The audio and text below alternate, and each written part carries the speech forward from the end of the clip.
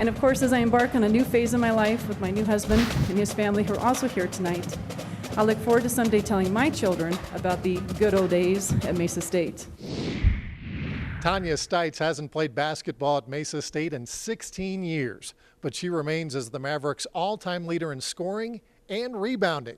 And last year at her centennial celebration, Tonya was rated as the third best basketball player in RMAC history. By the time Tonya Stites graduated from Mesa State College in 1994, she held the school records in scoring, rebounding, and field goal percentage. It was a career that started with very humble beginnings at Cedar Ridge High School on the western slope of Colorado.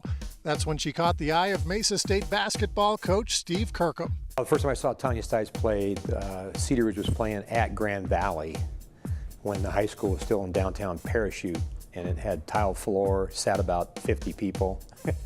Kirkham soon offered Stites a scholarship after coming off the Mesa State bench her freshman year. Stites burst onto the RMAC scene as a sophomore.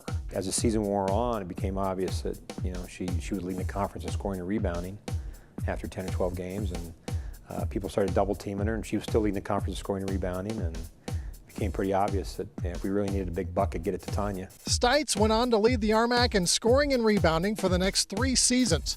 She is the only player in conference history to achieve that feat. To lead a conference like the RMAC back in those days, she played against the Net Wiles. You think about the kids, Lukoski at Chadron State, Tiffany Thomas at Western New Mexico. There were some great players back then, and Tonya somehow ended up on top of the heap. Stites was named All-American in 1992 and 94. From Mesa State College, Tonya Stites. During the RMAC Centennial Celebration, Stites was voted as one of the top 5 players in conference history. No ego whatsoever. Just, every game was the same.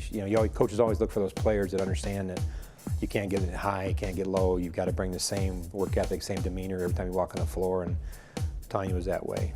Stites was also impressive in the classroom. She graduated with a 3.51 grade average and was named first-team academic All-American. NAIA Division III and Division II, that's like 1,000 schools. It's much tougher to be college division academic All-American first team than Division I, much tougher. Tonya Stites, RMAC Hall of Fame, class of 2010.